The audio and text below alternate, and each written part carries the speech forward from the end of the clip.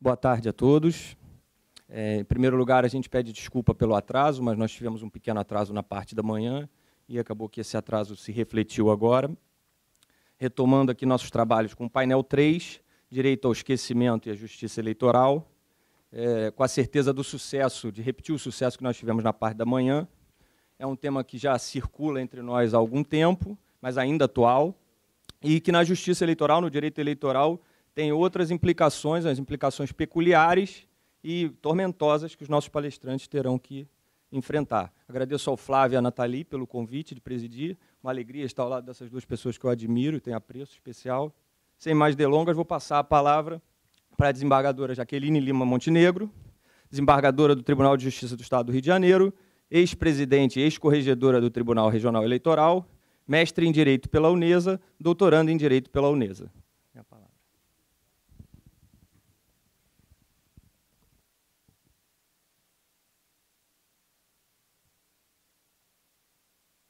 Boa tarde a todos. Eu inicio agradecendo imensamente a oportunidade de estar aqui diante de uma plateia tão seleta. Agradeço especialmente uma oportunidade ímpar de poder debater um assunto tão interessante, direito ao esquecimento, com, diria, a maior autoridade no assunto, que é o Dr. Gustavo Birenboim, cujo talento dispensa qualquer comentário, é notório, todos nós sabemos, é matéria incontroversa. E agradeço também ao Dr. Bruno, pelas palavras gentis, e um agradecimento especial ao Dr. Flávio pelo convite, mas, ao mesmo tempo, uma bronca, né? Porque eu fiquei numa situação um pouco difícil. Vou ter que falar entre a doutora Vânia Eta e o Dr. Gustavo. Isso, desde já me coloca na posição de, por favor, ao final, me concedam a graça do direito ao esquecimento, se for o caso. Né? Então, já colocando... Mas, antes de começar, também queria aqui fazer uma referência que, para mim, é muito importante. Talvez seja um pouco de egoísmo da minha parte, mas eu vou dividir com os senhores. Eu não posso, de modo algum, entrar nessa procuradoria, pisar nessa procuradoria sem fazer uma homenagem a uma pessoa que foi responsável por uma parte importante do meu aprendizado na minha profissão.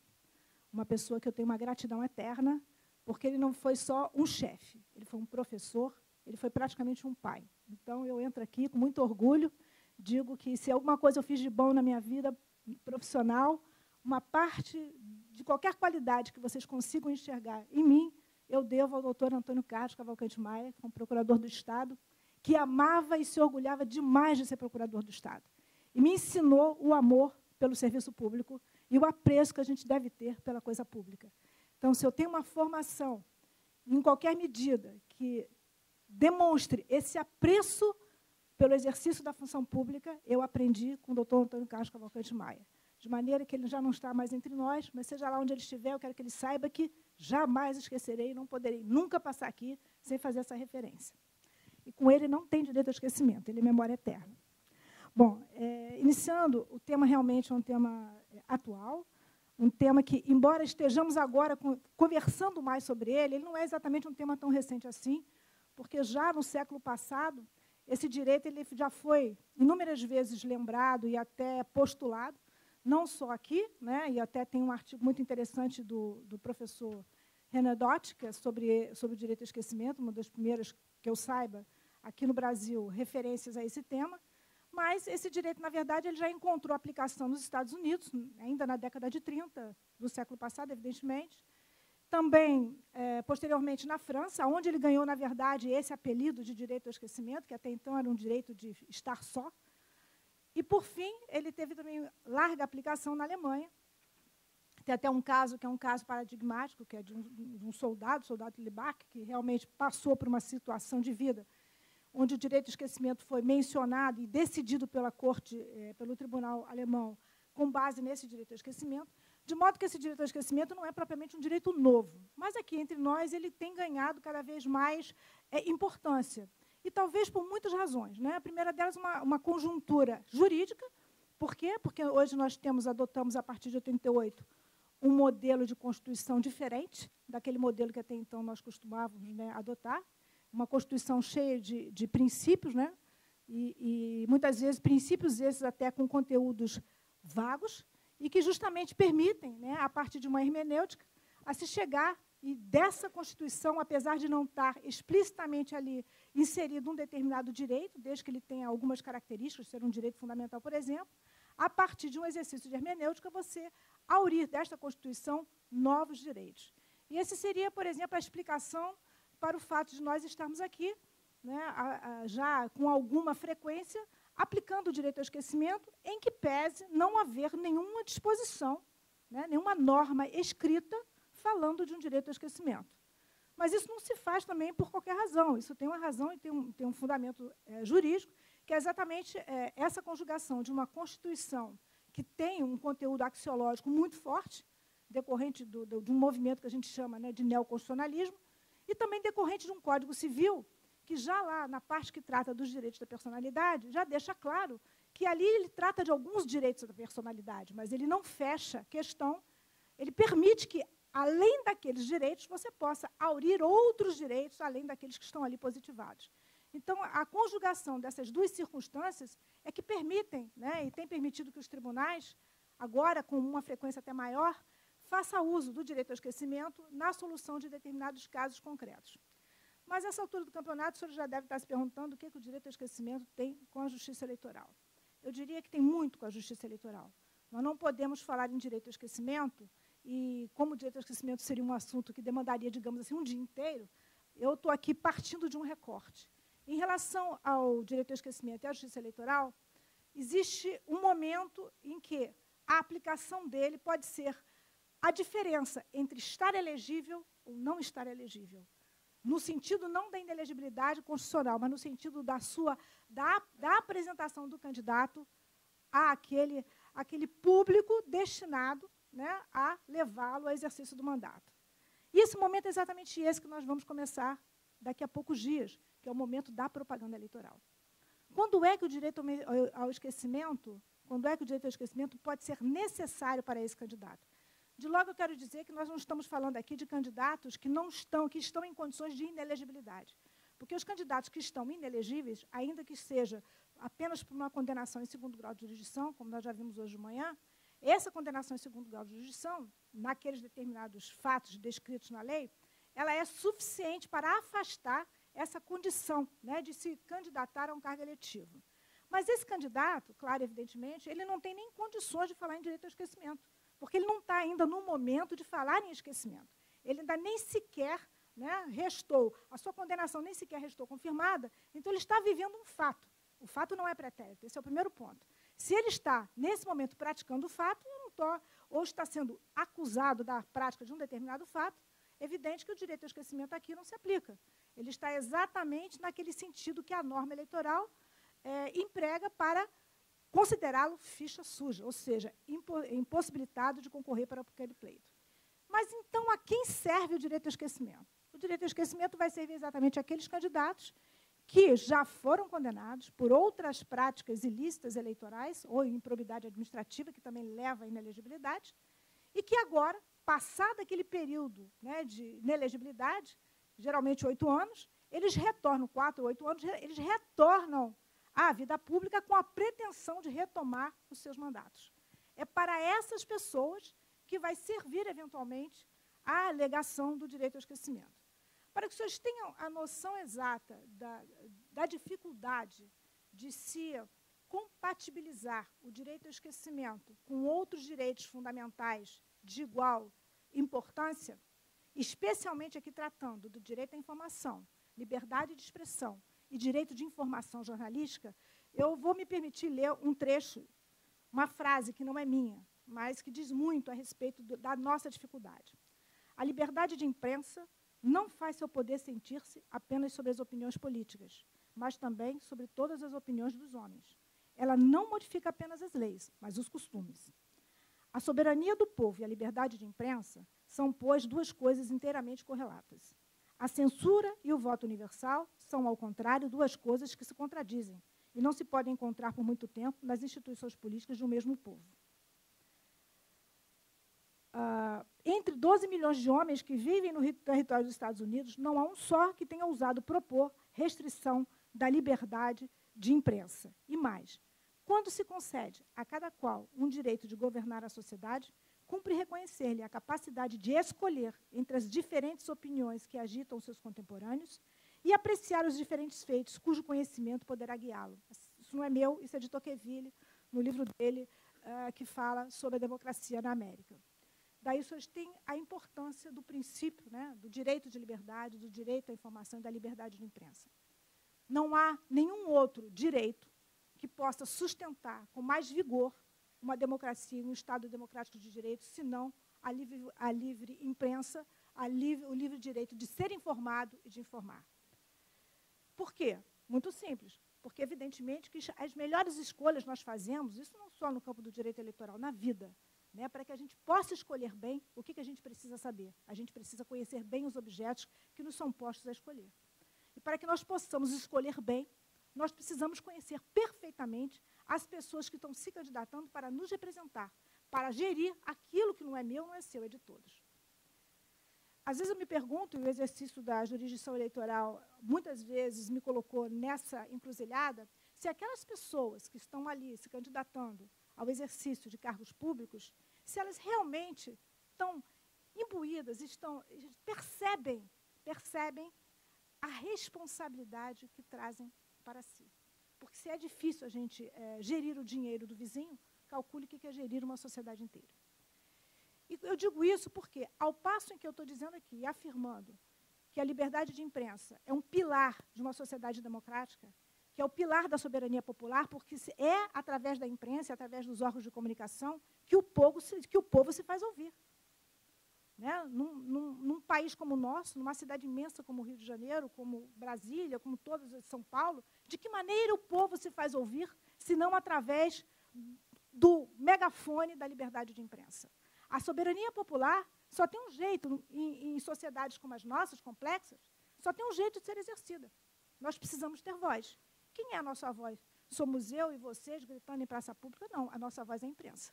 De que maneira nós podemos controlar a atuação do homem público na gestão da coisa pública, se não através da transparência? Mas também não adianta ter transparência, se eu não tiver quem grite o mal feito. Para que eu me oponha ao mal feito, eu preciso saber do mal feito. E como é que eu vou saber do mal feito se não for através de um veículo que tem uma força capaz de penetrar em todas as casas, em todos os lugares, para que possa dar conhecimento a todos de que aquele político, de que aquela gestão não está atendendo à finalidade pública, que é o quê? Uma sociedade justa, equilibrada, solidária, onde as pessoas possam conviver respeitando as diferenças. Não existe outra maneira.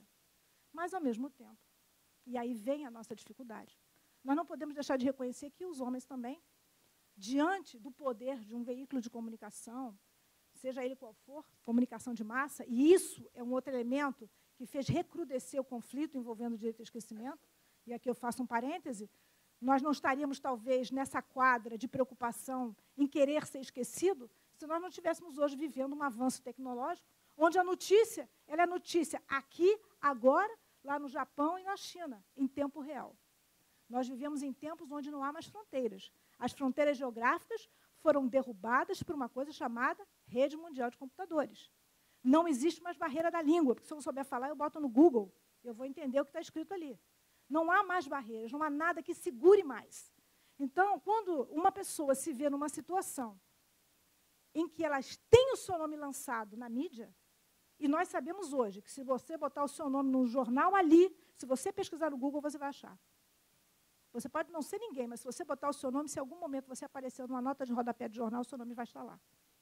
Então, evidentemente, que a forma como a notícia passou a ser produzida e passou a ser divulgada tem tudo a ver com essa necessidade de transformar um ato tão banal da vida humana, como é esquecer, em um direito. E um direito de grande densidade. E por quê? E qual é a dificuldade? A dificuldade é que, ao passo que eu estou aqui dizendo que não existe sociedade, não existe forma de avançar o conhecimento, porque se eu não posso me informar, eu não vou conhecer, eu não vou aprender. Se não existe forma de eu exercer a democracia que não seja através da liberdade de expressão, da liberdade de imprensa, da liberdade de informação, por outro lado, eu também tenho que reconhecer que o exercício abusivo dessas liberdades comunicativas pode gerar um dano, talvez, irreparável. Tinha um desembargador do Tribunal de Justiça já falecido, que é o desembargador Roldão, que uma vez ele dando uma palestra, eu nunca me esqueci, ele disse uma frase, eu estava assistindo, e ele disse assim, olha, o pior dano que uma pessoa pode sofrer, porque se não tem reparação, é ser injustamente citado como autor de algum fato desabonador a partir de um veículo de comunicação de massa. Por quê? Ainda que, no dia seguinte, no momento seguinte, no exato segundo seguinte, você dê a ele o direito de negar ou até de demonstrar que ele não é autor daquele determinado fato, você nunca vai ter certeza de que se todas as pessoas que ouviram a primeira informação terão ouvido a segunda. Sempre pairará sobre ele uma dúvida. Não há dinheiro que recupere. Então, essa é a grande dificuldade de você conciliar dois direitos tão importantes, tão fundamentais, como talvez uma honra, o bom nome, a capacidade de tomar novas decisões, porque isso é um outro problema. Porque mesmo aqueles que cometem fatos ilícitos, nós não temos no nosso ordenamento nenhuma pena perpétua.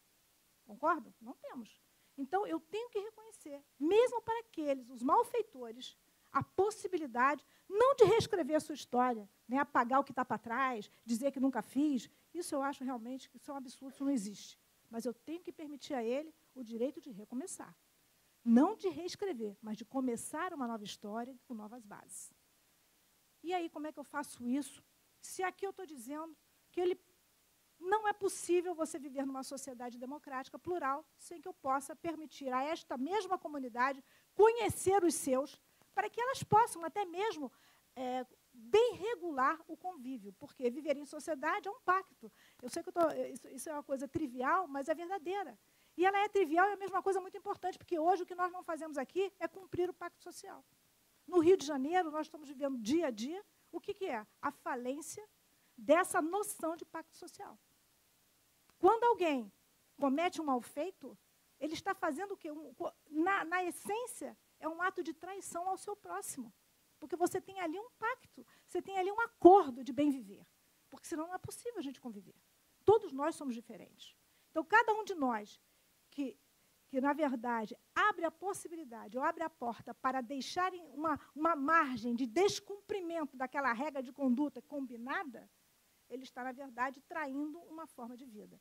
E não existe forma de se viver em paz senão respeitando as regras. Porque quando a gente é sozinho, a gente não precisa de regra. Se eu morar sozinha na minha casa, eu não preciso de nenhuma regra. Agora, o dia que eu botar alguém para dividir comigo, eu preciso de regra. E a regra é para manter o quê? Manter rígida a possibilidade de uma vida tranquila, de uma vida feliz. E aí entra a questão do direito ao esquecimento. Mesmo para essas pessoas que cometeram esses fatos, eu tenho que reconhecer elas uma possibilidade de recomeçar. Mas como que eu vou fazer isso? O que é o direito ao esquecimento? Bom, o direito ao esquecimento, em pouquíssimas palavras, é o direito de não ser constantemente assombrado por um passado, algo que ficou lá para trás, que hoje já não corresponde à sua realidade de vida. Isso é o direito ao esquecimento. É você poder começar de novo sem um estigma de estar eternamente, digamos, rotulado por um fato que você, às vezes, cometeu lá na sua juventude. Isso seria o direito ao esquecimento. Esse direito ao esquecimento, ele existe? De logo, eu digo que sim. Eu digo que existe o direito ao esquecimento, sim. Eu acho que é inegável. Eu posso aqui, vou trazer a vocês alguns exemplos de aplicação concreta e, no meu modo de ver, correta do direito ao esquecimento. Essa matéria já vem sendo debatida pelos tribunais, especialmente aqui eu vou fazer menção, porque é um tribunal que, na verdade, ele é uma caixa de ressonância do Brasil inteiro, que é o Superior Tribunal de Justiça, porque é lá, em última análise, que vão todos os conflitos julgados nos tribunais do Estado. E o STJ já tem se debruçado, em algumas vezes, em casos envolvendo o direito ao esquecimento. Eu vou trazer só um, em princípio, eu me lembro de alguns, mas esse, para mim, é o mais emblemático, onde houve a aplicação do direito ao esquecimento, até para as pessoas terem noção de que é possível e existe esse direito ao esquecimento. Até porque não precisa ser tão teórica assim. É um caso que foi julgado pelo ministro Luiz Felipe Salomão, que nos brindará com uma palestra depois em seguida, que é um sujeito que foi condenado, se não me engano, não, ele foi acusado de ser coautor da chacina da Candelária. Inclusive, esse acordo do Tribunal de Justiça do Rio de Janeiro, até de um colega meu muito talentoso, que é o doutor Eduardo Guzmão, e o doutor Eduardo Guzmão, nesse acordo, reconhece a ele um direito ao esquecimento, entendendo ele que, como ele foi de fato, acusado, respondeu a um processo criminal, mas lá, na hora do julgamento, ele foi absolvido. Não foi por falta de provas, foi por negativa de autoria. Porque por falta de provas significa, olha, pode até ter sido, mas não foi provado. Mas a negativa de autoria é a afirmação concreta de que ele não praticou o fato. Então, apesar dele ter sido, portanto, absolvido por negativa de autoria, em todas as vezes, não só por aquele veículo de comunicação especial, mas em várias outras oportunidades, todas as vezes que se falava na chacina da Candelária, estava lá o nome dele entre os autores do fato. Passado um determinado tempo, aquela coisa caiu meio no esquecimento, ele voltou à vida dele normal, um belo dia, ele lá exercendo a sua função, ele é surpreendido com uma nova publicação no jornal, não me lembro agora qual foi o veículo, mas acho que foi o jornal, mais uma vez trazendo a ele a notícia de que ele era um dos acusados da prática da chacina da Candelária. E aquilo repercutiu de uma maneira absurda na vida pessoal dele, porque ele já estava num processo de reinserção social, e aquilo fez ele caminhar 10 quilômetros para trás. Ele entrou com a ação na justiça, e em primeiro e segundo grau ele ganhou. No primeiro grau, acho que ele perdeu. Ganhou aqui no Tribunal de Justiça, e essa decisão foi mantida pelo ministro Luiz Felipe Salomão. E quando ele fez a avaliação desse direito ao esquecimento, nesse voto especificamente, e no outro aí da Cury, se eu não me engano, ele traçou, né, alguns elementos que ele considerou relevantes no sentido de ajudar a demonstrar, a caracterizar a existência de um direito ao esquecimento. E, dentre eles, ele fala exatamente isso. Nesse caso, especificamente, o fato de eu ocultar, de eu deixar de mencionar o nome desse cidadão, não interfere no direito de informação. E muito menos apaga a história, porque a chacina da Candelária é um crime hoje que faz parte da história. Triste, policial, mas faz da história do Rio de Janeiro. Então, ele pôde, aquele nome não fazia diferença, você não ia saber mais ou menos sobre aquele fato se você suprimisse o nome daquele cidadão das referências relativas à prática do ilícito. E assim ele reconheceu a ele o direito ao esquecimento. Esse foi um caso que, para mim, é um caso emblemático, que deixa didaticamente demonstrado que não há nenhuma dificuldade. Aqui não se feriu liberdade de imprensa, liberdade de informação. E é nessa medida que eu entendo, sim, que existe um direito ao esquecimento. Entendo que essa nova Constituição, a Constituição de 88, ela tem como centro de tudo o homem, tanto é que, logo no seu artigo 1º, ela fala no princípio da dignidade da pessoa humana, e vários autores, eu vou citar aqui um que eu tenho assim, muita admiração, que é o professor Daniel Sarmento, e ele tem uma passagem no livro dele que diz exatamente isso. Eu vou, todas as vezes que eu tiver em dúvida, a primeira coisa é saber se aquela situação que eu tendo a colocar dentro, sob o guarda-chuva da dignidade humana, ela realmente é capaz de fazer concretizar, de tornar prático aquele mandamento constitucional de respeito à dignidade do próximo. Inclusive, quando você vai numa interpretação e exatamente defender o direito ao esquecimento, uma das coisas que se diz é exatamente isso. O direito ao esquecimento ele vem, nessas circunstâncias de que eu tratei, desse caso concreto, exatamente porque, neste caso que nós falamos, ele não é nada além do que a concretização dessa dignidade humana. Por quê? É o direito de igualdade de tratamento, de respeito ao desenvolvimento da personalidade, ao direito de consideração e respeito que todo mundo deve ter. E aí você realiza. E, aliás, penso eu, e assim eu me guio nas minhas decisões, todas as vezes que eu tenho dúvida se eu devo ou não aplicar, qual medida aplicar, eu sempre vou procurar, porque acho que essa é a regra básica que o professor Daniel Sarmento também coloca. Eu vou sempre, que é a interpretação, né, adequada, eu vou sempre pelo caminho em que aquele modo de resolver o conflito é o que melhor espelha a vontade do legislador constituinte. É a melhor forma de concretizar os princípios retores da sociedade brasileira, eleitos por nós, estabelecidos por nós institucionalmente como os retores da nossa vida em sociedade. Esse é o princípio. Então, eu não vejo como, definitivamente, dizer que não existe um direito ao esquecimento. Também não acho que esse direito ao esquecimento ele esteja totalmente, em todo o tempo, a todo tempo, colidindo com a liberdade de imprensa. Não acho. Até porque eu acho que onde há liberdade de imprensa, se eu estou dizendo que aqui a imprensa pode atuar, é porque eu estou dizendo, por outro lado, que ali não tem direito ao esquecimento. Concordam?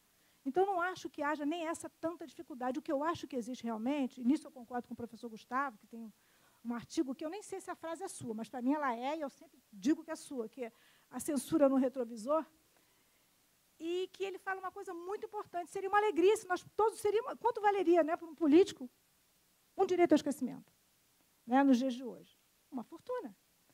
E mais importante do que isso é a gente lembrar, a todo tempo, que, ao lado desse direito ao esquecimento, eu tenho que compatibilizar o quê? Informação. Eu não posso tirar da sociedade o direito de se informar, porque é esse direito de informar que pode mudar do preto para o branco o destino do país. Nesse momento, como é que eu posso falar de direito ao esquecimento? Quando eu falo em direito ao esquecimento, em relação à política, por exemplo, eu estou tirando do eleitor a possibilidade de conhecer um passado que faz, talvez, toda a diferença. Mas a senhora acabou de dizer que a pessoa que cumpre pena tem direito a recomeçar. Claro que tem direito a recomeçar. Mas o que é o direito ao esquecimento? É o direito da pessoa querer ficar aonde, gente? Onde que eu quero ficar para ser esquecida? No ostracismo. Se eu quero ser esquecida, eu tenho que ficar quietinha no meu canto, levando uma vida ordinária, uma vida pacata, da maneira mais tranquila do mundo, sem que ninguém saiba nem quem eu sou. Eu quero ser esquecida. Se eu quero ser esquecida, me desculpe, é absolutamente incompatível com o esquecimento, subir num palanque, porque a última coisa que ele quer é ser esquecido, ele quer ser lembrado. Não é? Porque se ele não for lembrado, como é que ele vai ser votado? Nós vimos aqui hoje de manhã nas palestras, né, quais são as dificuldades da justiça eleitoral. É exatamente conter essa vontade imensa que eles têm de serem conhecidos. Porque tem que regular a propaganda, quanto tempo ele pode falar, se ele pode aparecer na televisão, se ele não pode. A última coisa que uma pessoa que se candidata a um cargo público eletivo quer é ser esquecida. Então, de cara, eu já vejo nisso uma absoluta incompatibilidade. Mas como é que nós resolvemos? Então, ele está condenado, cumpriu o seu prazo da inelegibilidade, e agora ele quer ser eleito outra vez. Não tem problema nenhum. Não tem problema algum. Ele pode ser eleito. Ele é eleito por quê? Porque ele já cumpriu aquele período. A inelegibilidade, aliás, como qualquer pena, eu acho que, para além do fato de punir, né, esse período, para além do fato de afastá-lo da vida pública por uma conduta que era incompatível com a vida pública, ou com a gestão da coisa pública, ela tem uma finalidade, que é a da reflexão. É um período em que aquela pessoa pode refletir, porque ela que se colocou no lugar onde ela se encontra. E ela precisa refletir para saber aonde ela pode melhorar. Então, evidentemente, que uma vez que ela reflita, ela pode retornar. Mas a senhora está dizendo, então, de que maneira uma pessoa como essa, e aí eu vou dar um outro exemplo, pode compatibilizar o direito ao esquecimento, o retorno a uma vida comum, com um passado que ela não pode apagar. No meu modo de ver, há determinados passados que eu não tenho como apagar. Exemplo, criminosos de crimes de grandes repercussões. Vou dar 2 exemplos. Primeiro, Lei Maria da Penha. Como é que eu vou dizer? Vamos supor que a Maria da Penha, que deu origem a essa lei, que nós chamamos de Lei Maria da Penha, a partir de agora, muito cansada dessa vida, né, de ser toda hora exposta, não aguenta mais ouvir falar nessa história, ela resolve que ela agora quer virar uma anônima, ela não quer ser mais ninguém. O que ela vai fazer? Ela falou, eu quero ser esquecida. Pergunta, pode o juiz dizer que ela tem direito ao esquecimento? Não, não pode. Outra, esse é um caso concreto. Paula Tomás, vou falar porque é público. Paula Tomás já foi julgada, está publicado, que foi autora, condenada, né, como autora do crime que matou aquela moça, aquela atriz, a Daniela Pérez. Crime famosíssimo, né, todos nós conhecemos, e que, para além de se tratar de um crime envolvendo uma celebridade, tinha uma outra característica. Deu origem à chamada Lei dos Crimes Hediondos. Ora, há uns meses atrás, 1 ano, 2 anos atrás, uma determinada revista, que não interessa qual, também não me lembro qual foi, fez uma reportagem sobre sobre a Paula Tomás e a vida de Paula Tomás. Agora, no presente. E aí, a tese, qual era a tese? A tese era o direito ao esquecimento. Aí me veio o processo, bom, o direito ao esquecimento ela não tem, porque como é que eu vou impedir um professor, numa obra literária, um historiador, de contar a história do crime da Daniela Pérez? Isso ele não tem. Evidentemente, ela não tem, mas uma coisa é certa. Ela cumpriu a pena, ela hoje é uma vida comum, é uma dona de casa, mãe de 2 ou 3 filhos, recuperou, se recolocou socialmente, tem uma vida absolutamente tranquila. Ou tinha. Veio a reportagem, seguiu ela na rua, tirou foto do cabeleireiro, tirou foto da festa do filho, tirou foto na escola, tirou foto, fez uma reportagem. E ela hoje é uma pessoa fisicamente completamente diferente do que ela era.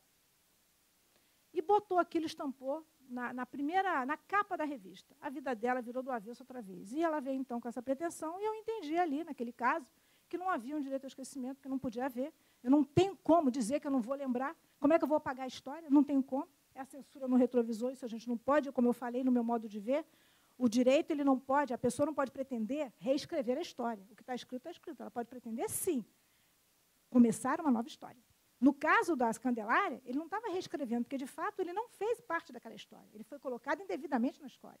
Ali tem esquecimento, porque, de fato, ele foi colocado indevidamente. Não é o caso ali. Nesse caso, ela fez parte da história, estava ali devidamente. Eu não posso dizer, olha, você não vai ser mais objeto de nenhuma reportagem. Não, não posso dizer. E foi aí, e foi por isso que eu fui fazer o mestrado, foi por isso que eu comecei o doutorado, que eu pensei que nem tudo, embora eu reconheça que, e aí já estou encerrando, embora eu reconheça que exista realmente um direito de ser esquecido, esse direito tem uma aplicação absolutamente pontual, em casos absolutamente restritos. Primeiro, por quê? Porque ele é um direito que, se você não tiver medida para aplicar, ele vai suprimir não só a história, como, inclusive, a possibilidade de desenvolvimento social. Você imagina que você não possa mais fazer um estudo da sociedade através do comportamento das pessoas, porque determinados comportamentos que são emblemáticos estão acobertados pelo manto do esquecimento. Não tem como. Então, esse direito ao esquecimento ele não pode servir para esse tipo. Ele é de uma aplicação absolutamente pontual. Existe, existe, mas é de uma aplicação absolutamente pontual. E é essa a grande crítica que se faz, porque vem lastreado numa interpretação hermenêutica, já que ele não está positivado.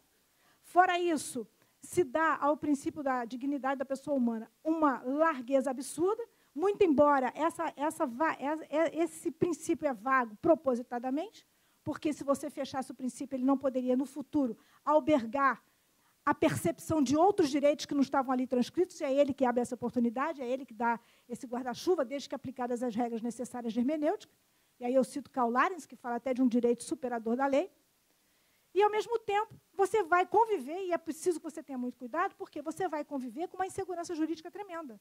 Porque, se você não houver, né, um sentido de responsabilidade e cuidado na aplicação do direito ao esquecimento, você vai, na verdade, no final das contas, fazer o quê? Você vai amesquinhar e até desmoralizar o próprio direito.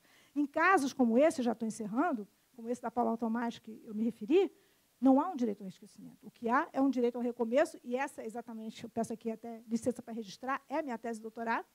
E, nesse caso especificamente, que é uma coisa que foi pontual e foi aí que me despertou, eu entendi, nessa situação, de que era possível a reportagem, era possível fazer referência a Daniela Pérez, era possível nominá-la, era possível contar toda a história do crime. Agora, o que não era possível é, a partir daquele momento que ela saiu, que ela cumpriu a pena dela, você perseguir a nova Paula Tomás.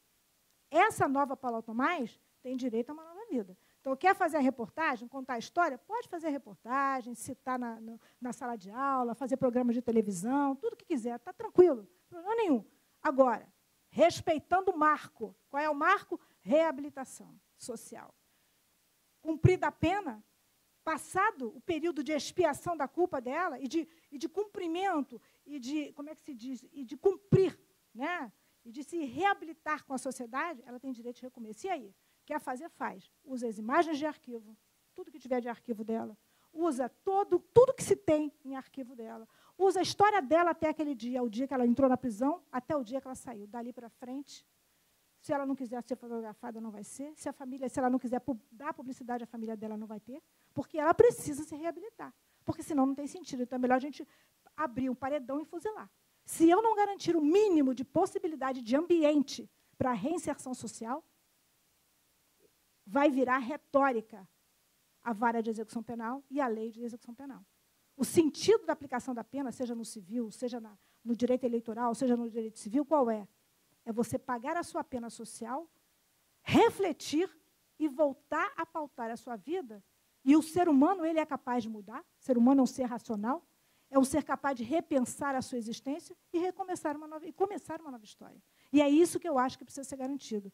Então, no caso, para encerrar, no caso político ficha suja, ele tem que ter a coragem, no meu modo de ver, aquele que acabou de sair, né, daquele período em que ele esteve inelegível, ele tem que ter... Primeiro, ele não pode ser esquecido. Se ele for esquecido, ele não vai para a urna. Ponto. Segundo, ele tem que ter a coragem de dizer, errei, refletir, me apresento outra vez e peço uma nova oportunidade. E agora, para fazer o que tem que ser feito, para fazer o que é certo. E nós temos que acreditar que isso é possível. Porque, se isso não for possível, a gente tem que mudar todo o nosso sistema punitivo que nós temos, seja no campo do crime, seja no campo do civil, seja no campo do direito eleitoral. Não há condenação eterna. Nós temos que permitir o recomeço, no meu modo de ver.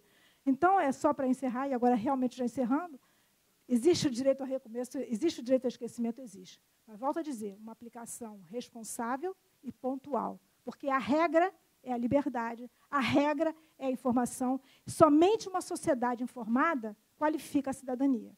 Somente uma sociedade informada dispensa a justiça eleitoral de tantos trabalhos que nós vimos como hoje de manhã. Se nós tivéssemos uma cidadania qualificada, que tivesse sido forjada a partir da informação, uma informação profunda e verdadeira, e absolutamente com transparência, nós certamente estaríamos vivendo novos tempos. Hoje nós temos uma justiça eleitoral, como foi dito aqui, paternalista, porque nós não temos uma cidadania ainda informada. Temos uma cidadania, me parece hoje, em formação, não informada. Não vai ser nessa eleição que nós vamos ver o Brasil mudar, mas, a partir dela, muita coisa pode se fazer diferente. Muito obrigada, boa tarde.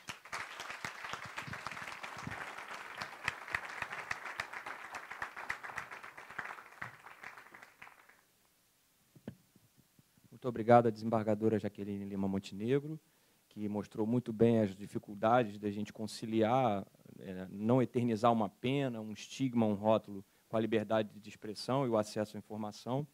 E, para a gente não atrasar mais do que já atrasou da manhã, eu vou passar logo a palavra para o meu amigo e mestre Gustavo Binemboim, professor titular de Direito Administrativo da UERJ, doutor e mestre em Direito Público pela UERJ, Master of Laws pela Yale Law School, procurador do Estado do Rio de Janeiro. Gustavo, está com a palavra. Boa tarde a todos.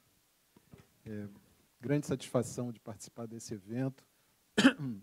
Eu quero, antes de mais nada, agradecer o convite, na pessoa do colega querido Flávio Willemann, agradecer ao Sejur, na pessoa da Nathalie Giordano também, e dizer que é uma satisfação estar aqui ao lado do Bruno, que é um colega a quem eu quero muito bem, admiro, respeito, tenho uma longa amizade, e com a desembargadora Jaqueline Lima Montenegro, a quem eu admiro desde os tempos da sua atuação inesquecível como juíza de Fazenda Pública do nosso Estado.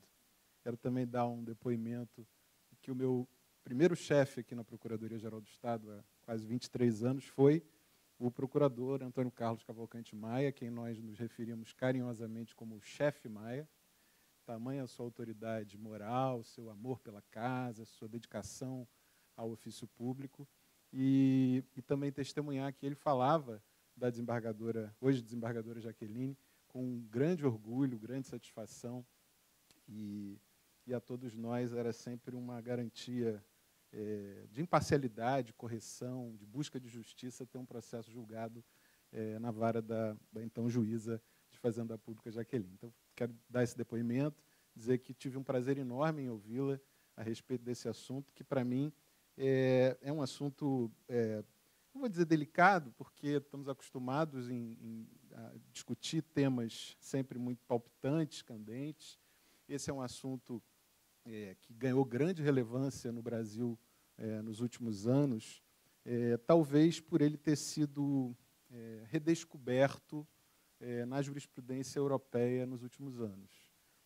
A desembargadora Jaqueline mencionou, e eu estou de acordo, esse é um tema, a ideia de alguém apagar o próprio passado por lembranças desabonadoras, desagradáveis, que, de alguma forma, ao serem ventiladas no presente, trazem à tona algo que seja insuportável do ponto de vista do prosseguimento da sua vida.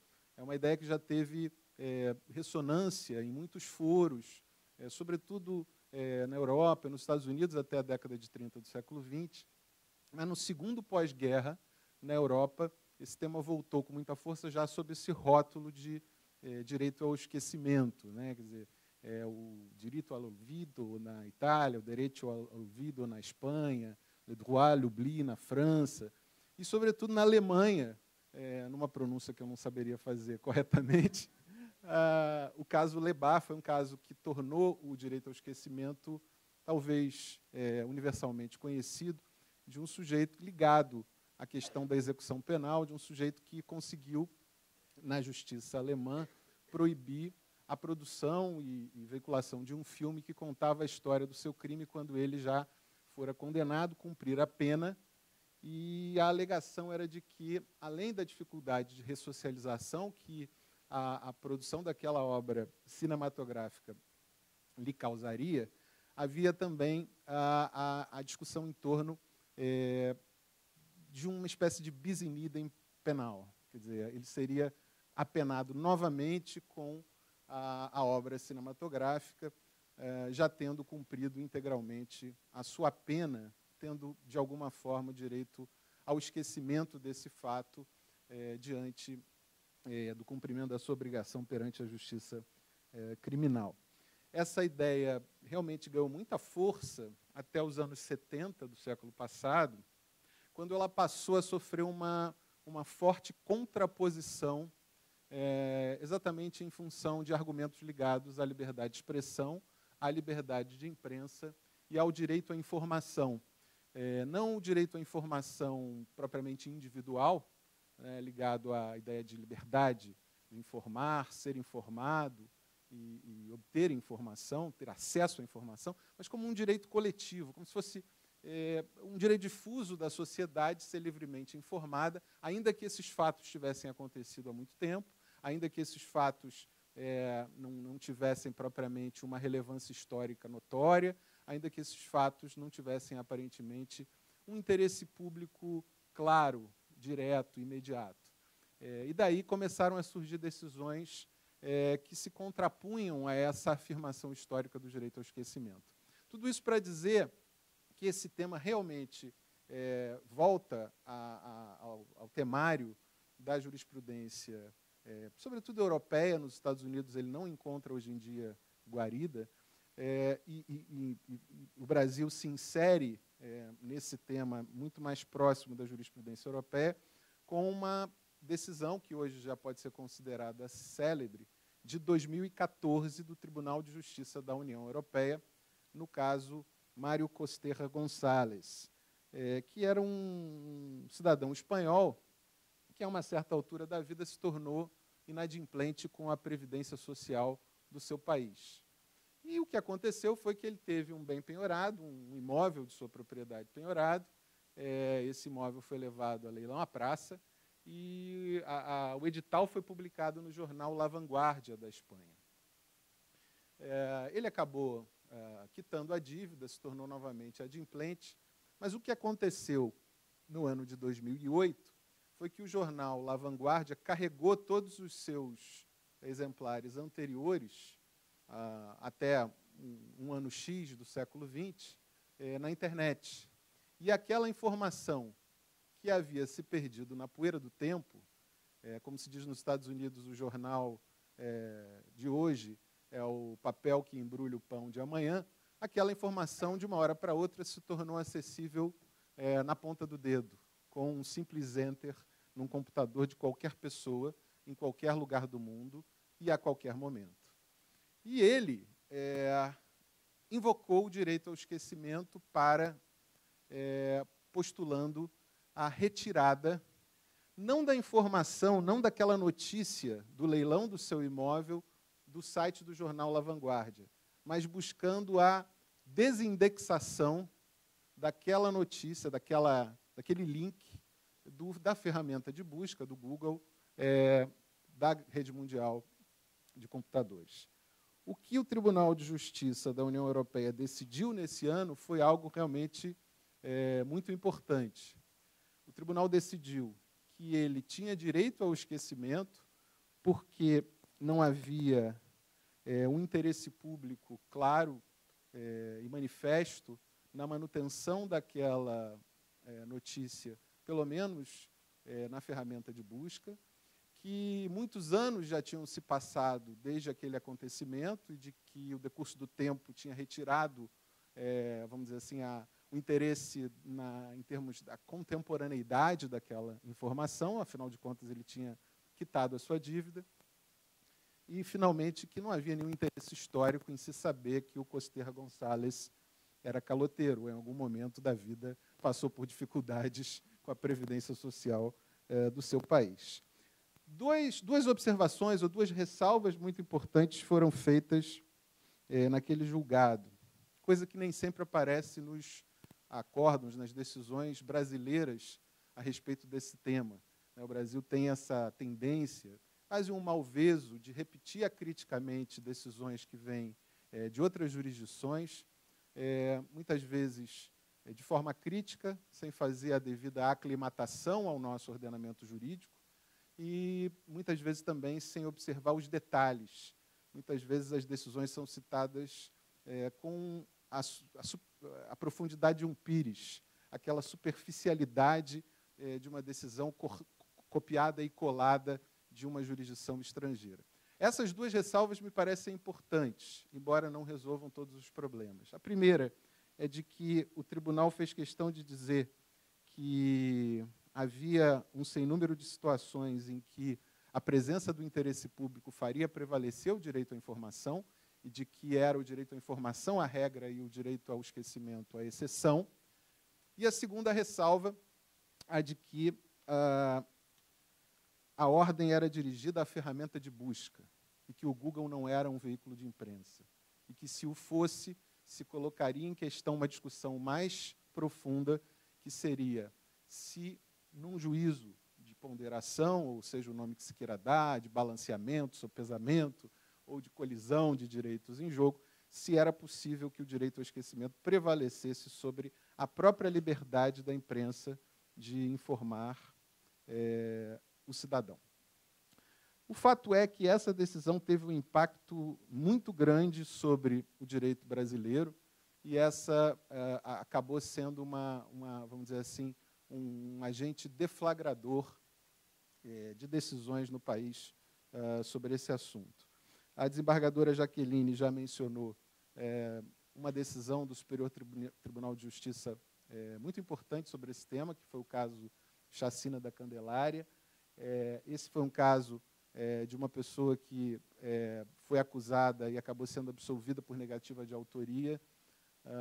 Eu apenas acrescentaria que, nesse caso, houve uma produção da TV Globo, num programa chamado Linha Direta Justiça, que contou esse caso. O programa acabou sendo veiculado, mas, tanto aqui no Tribunal de Justiça do Rio de Janeiro, como no Superior Tribunal de Justiça, pela relatoria do recém-chegado, a quem eu saúdo com um grande carinho, o ministro Luiz Felipe Salomão, e mando daqui o meu abraço, foi reconhecido o direito ao esquecimento exatamente porque a Corte entendeu que, naquela hipótese, não haveria nenhum interesse histórico em se mencionar o nome de alguém que acabou sendo absolvido, não por mera ausência de provas, mas por negativa de autoria.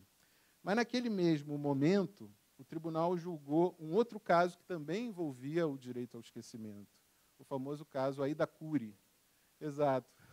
Esse caso, há essas coincidências, né? A desembargadora Jaqueline participou do julgamento e eu estava até me lembrando que há um outro caso histórico que eu participei indiretamente, na época trabalhava com o ex-ministro Luiz Roberto Barroso, foi o caso Doca Street, em que também postulou o direito ao esquecimento, e aqui no Tribunal de Justiça ele perdeu, né, que se garantiu o direito da emissora a realizar o programa sobre a história do Doca Street, que também envolvia uma questão criminal muito conhecida, muito famosa, e o relator desse caso foi o hoje presidente, desembargador Milton Fernandes, que acabou dando prestígio à liberdade de expressão e ao direito à informação.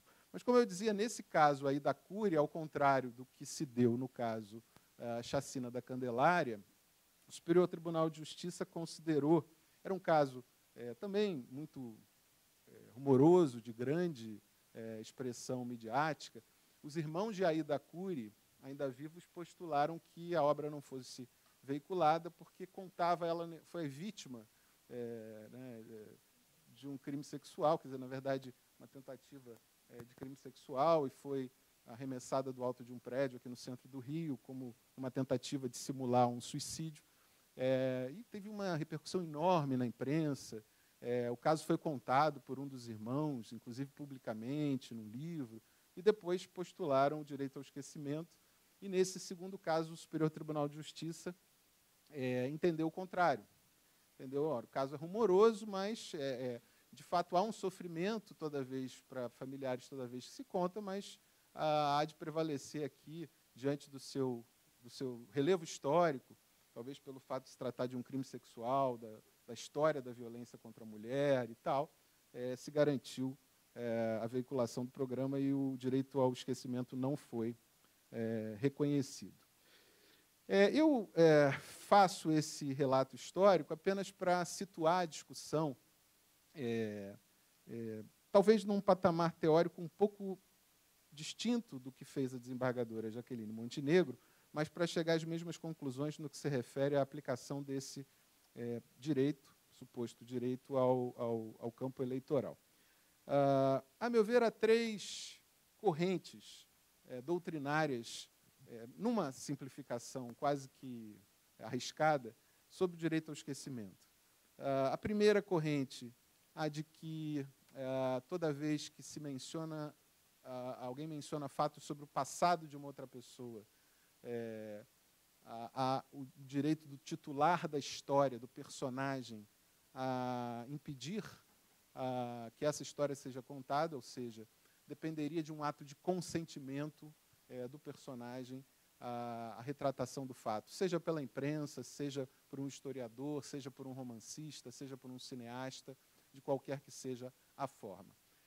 Com todo respeito, essa primeira corrente me parece amplamente superada, e acho que a decisão do Supremo Tribunal Federal, por unanimidade, no caso das biografias não autorizadas, joga por terra essa pretensão. Quer dizer, acho que, em relação à imprensa, ninguém tem dúvida de que o sujeito pratica um crime, é flagrado na rua, né, fotografado pela imprensa, e, obviamente, que é difícil imaginar que ele dê consentimento para que a matéria seja publicada. É evidente que a imprensa tem que cumprir o seu papel, e esse é um caso quase jocoso, evidentemente, uma brincadeira, mas que nos relembra que o papel da imprensa não é de ser suave. Quer dizer, a imprensa não existe para elogiar. Quer dizer, o elogio é bem-vindo, né, diante de boas medidas governamentais, que infelizmente são escassas, diante de situações favoráveis ao interesse da sociedade, mas o papel primordial da imprensa é o de ser aquele cão de guarda da sociedade. E esse papel é um papel ingrato. É um papel que coloca, muitas vezes, os veículos de comunicação em oposição ao governo federal, ao governo estadual e ao governo municipal. E, muitas vezes, em oposição ao judiciário e ao Ministério Público. E, no entanto, a sociedade precisa de uma imprensa livre, precisa de uma imprensa forte que cumpra esse papel, não em nome da empresa que promove aquela atividade econômica, mas em nome dos cidadãos que dependem disso, para que os governantes sofram a devida accountability, para que haja prestação de contas à sociedade, para que os cidadãos se informem sobre os assuntos de interesse público e possam exercer de maneira informada as suas escolhas, as suas decisões nos momentos oportunos. Então, acho que essa primeira corrente é uma corrente superada.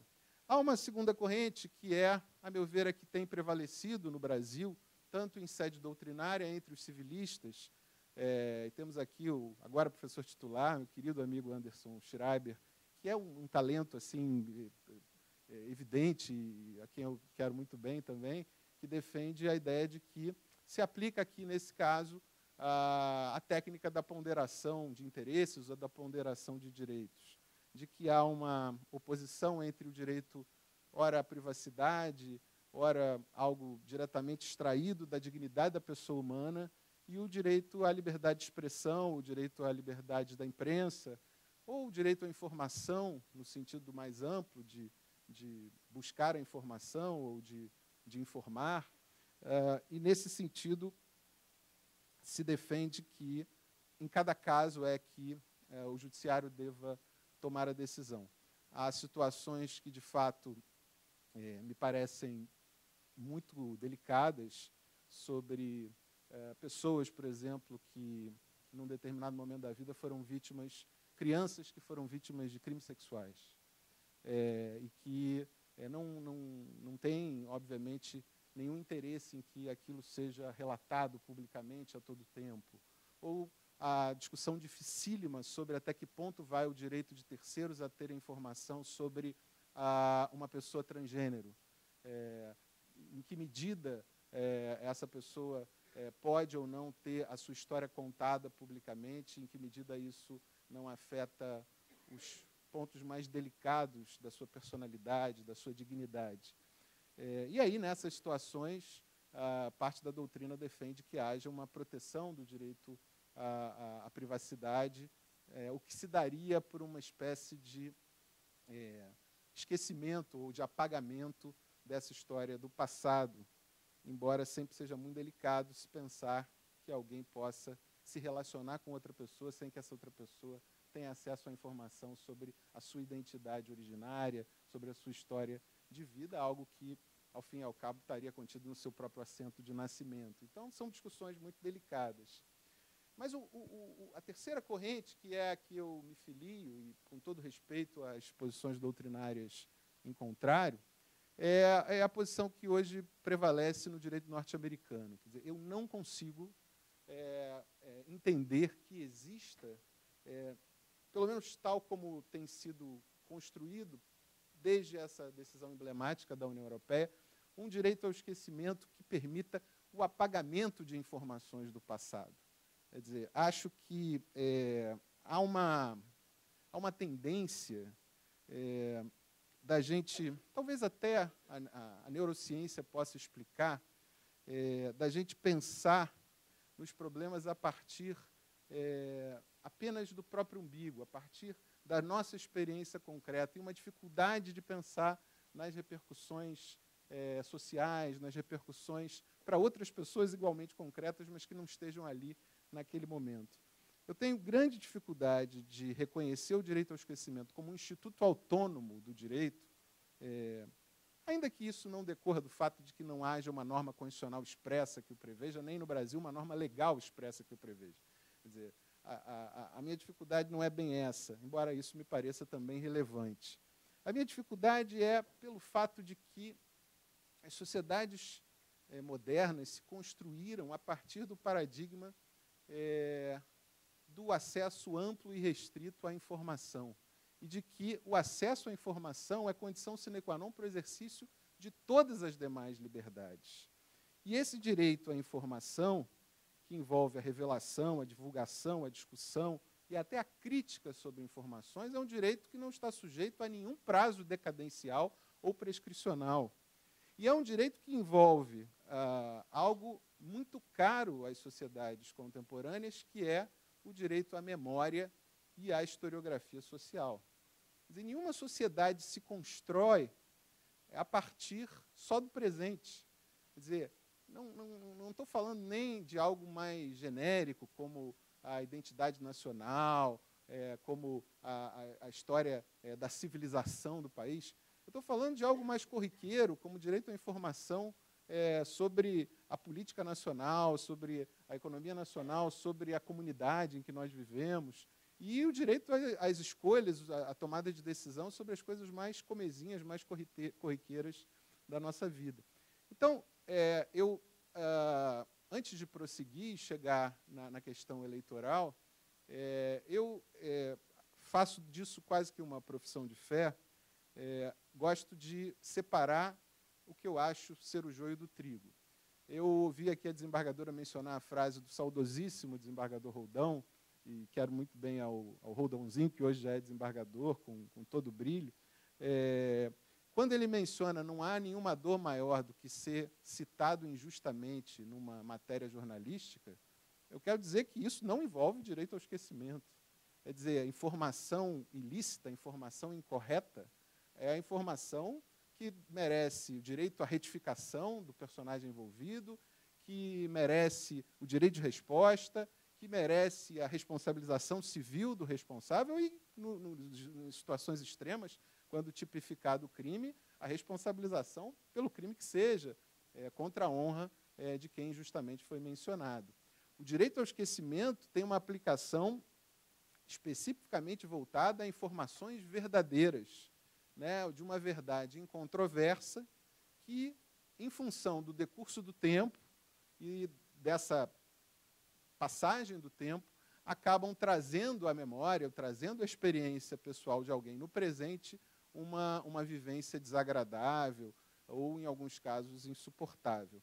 Então, assim, em relação a esse ponto, eu acho que há alguns problemas na defesa do Instituto do Direito ao Esquecimento. Primeiro, acho que aqui existe também uma dimensão institucional de dificuldade de aplicação prática desses parâmetros.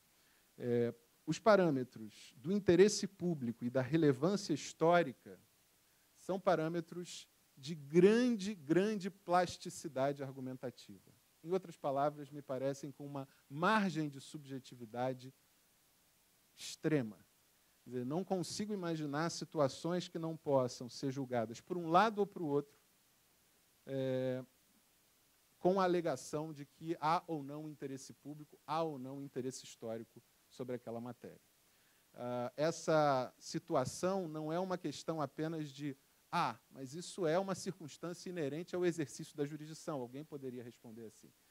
Mas, quanto a isso, é preciso lembrar que o que se busca com a afirmação da categoria do direito ao esquecimento é de que se trata de um direito fundamental, com status constitucional, capaz de fazer frente, num juízo de ponderação, a outros direitos fundamentais, como a liberdade de expressão, a liberdade de imprensa e o direito à informação.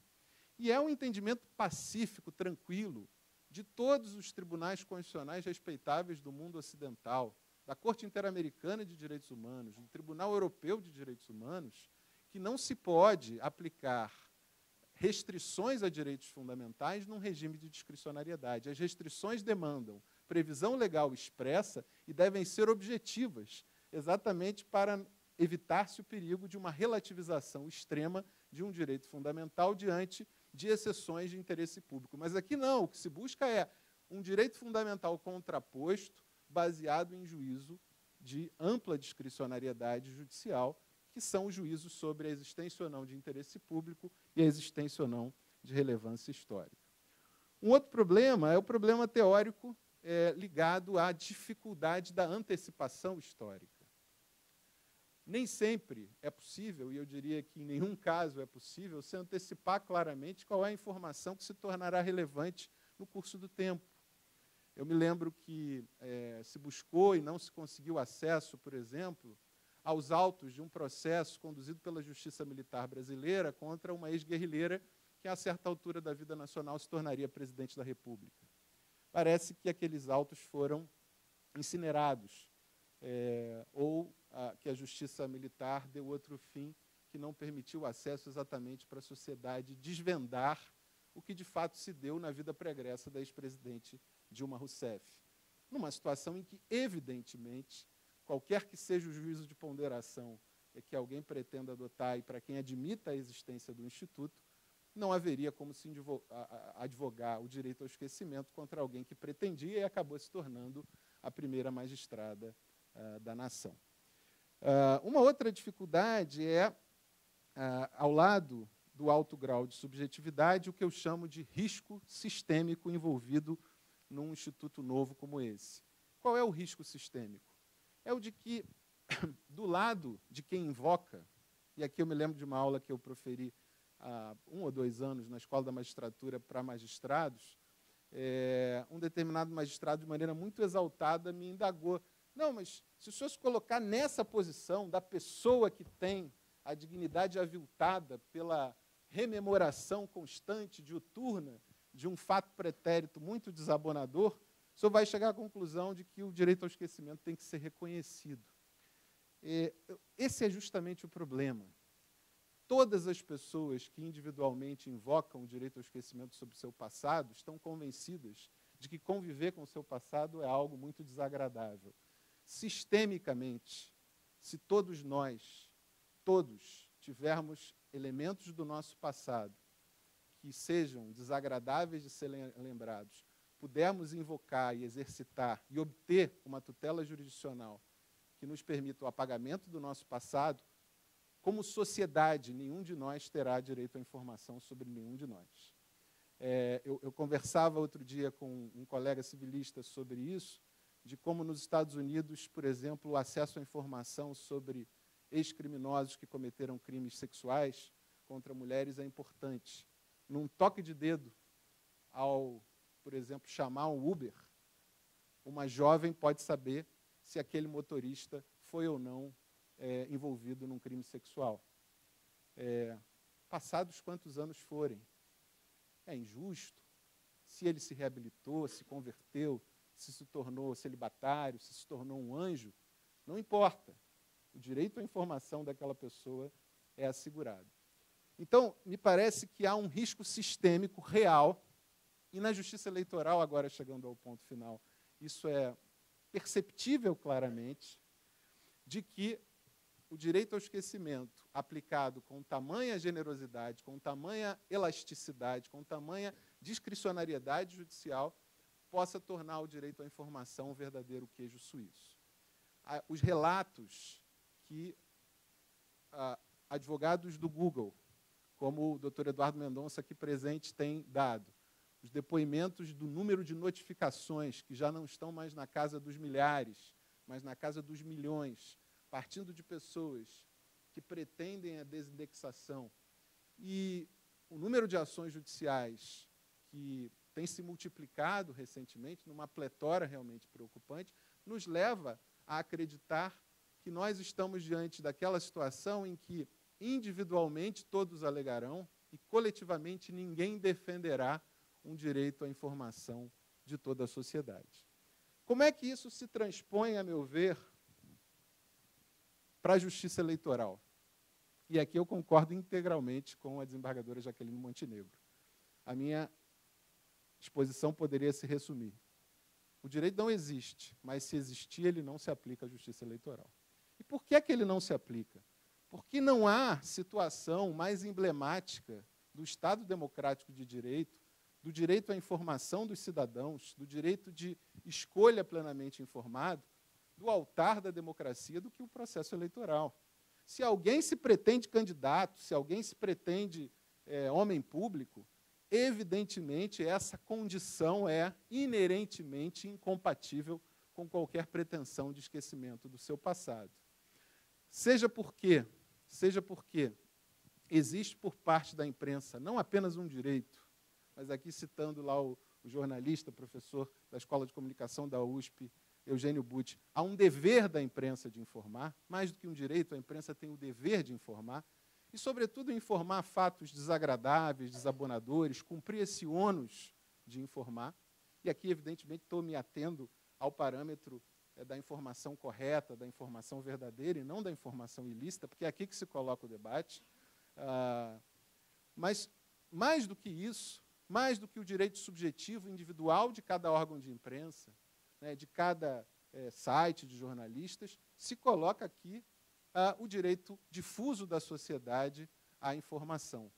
Uma sociedade que renuncia a esse direito, renuncia à própria democracia, porque é uma sociedade que cria um ambiente fake de deliberação pública. É uma sociedade que não só não sabe escolher nas urnas, como não sabe exercer a cidadania diariamente em relação a qualquer assunto de interesse público.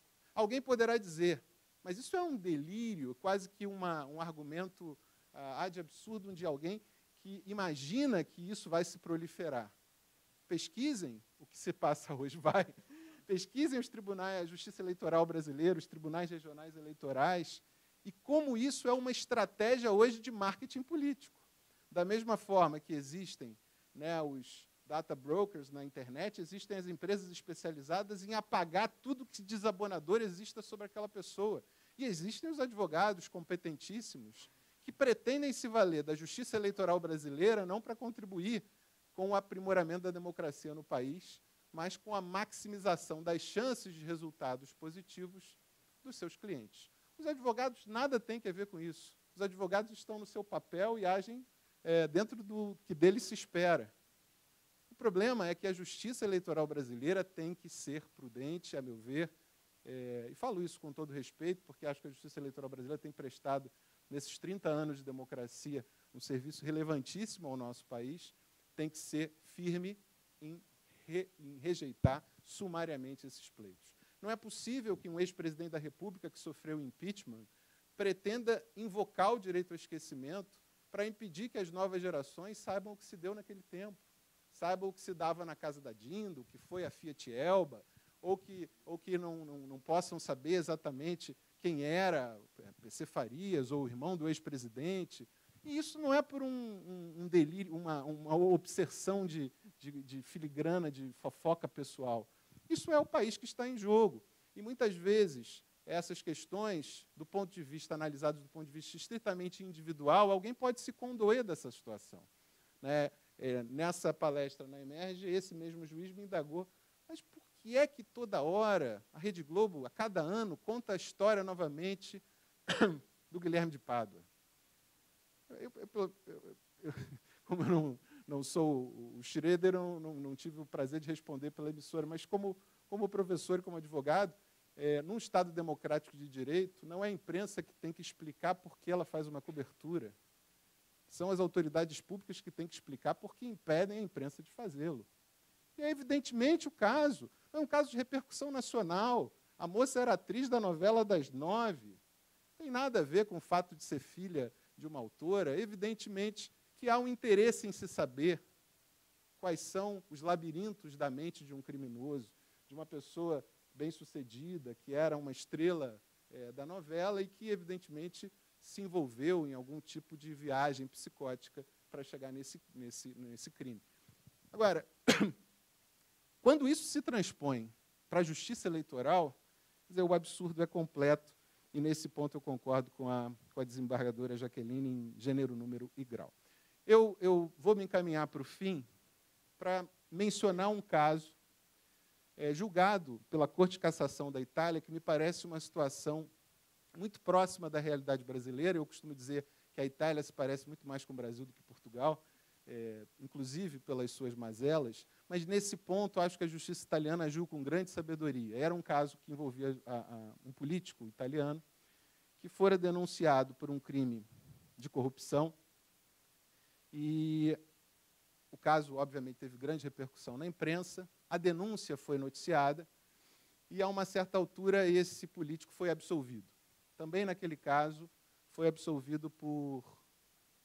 o fato não teria acontecido. Esse caso, julgado em 2012 pela Corte de Cassação italiana, envolvia o jornal Corriere della Sera. E o pleito do político era o direito ao esquecimento. Você dizer, olha, eu fui absolvido. Você continuar com essa notícia no site do jornal e com essas aparições na internet, no Google, é fato desabenador à minha imagem. É uma desvantagem competitiva em relação aos demais políticos, aos demais candidatos. O que a Corte de Cassação da Itália decidiu foi o seguinte: a imprensa exerceu legitimamente, licitamente, o direito de informar. Quando alguém é denunciado e surge essa denúncia, eu não tenho dúvida, para alguém que é denunciado injustamente, que sabe da sua inocência, é uma dor terrível, é um efeito realmente deletério sobre a sua vida. Mas é assim que as coisas funcionam em sociedade. A pessoa é denunciada e a imprensa vai dizer assim: você só pode noticiar algo sobre o meu processo depois do trânsito em julgado. Não existe isso. A imprensa tem um dever contemporâneo ao fato de fidelidade àquele fato. E, evidentemente, se a pessoa for absolvida, surgirá um fato novo, que é assim que a justiça faz.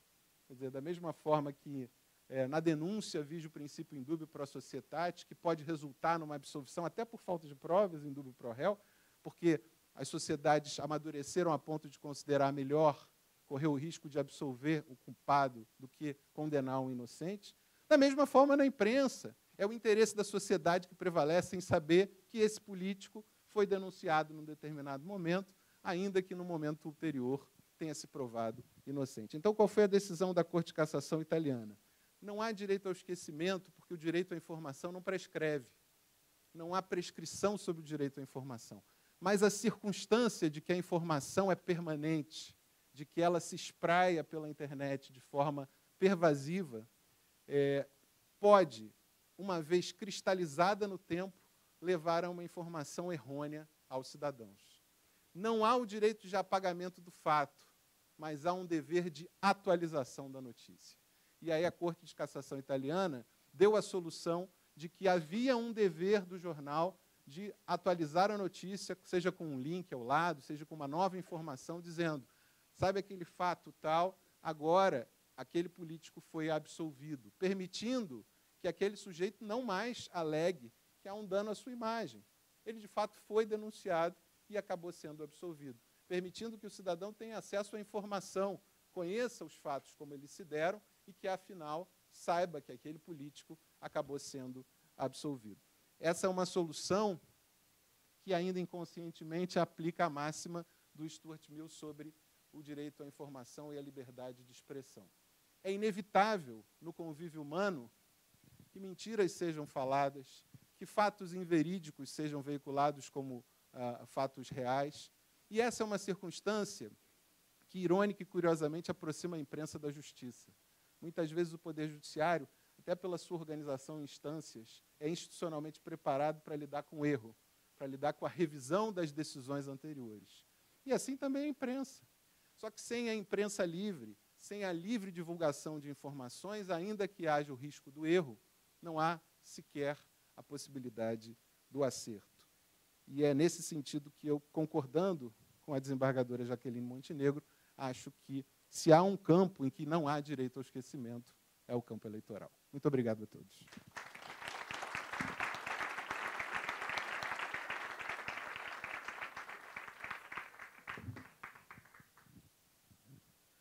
Muito obrigado ao Dr. Gustavo Benembon, a desembargadora Jaqueline Lima Montenegro. Obrigado a todos vocês.